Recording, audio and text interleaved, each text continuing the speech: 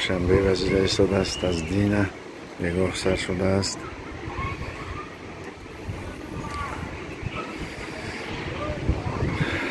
صداهای گوناگونی جنبش لپه های آهنین شنیده می شود.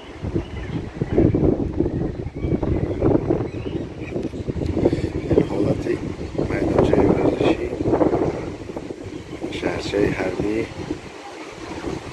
گیبرازیم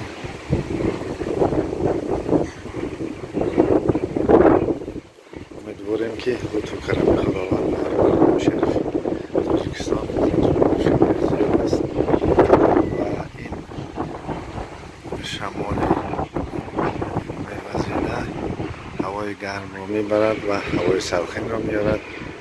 انشای خدا و از ضررش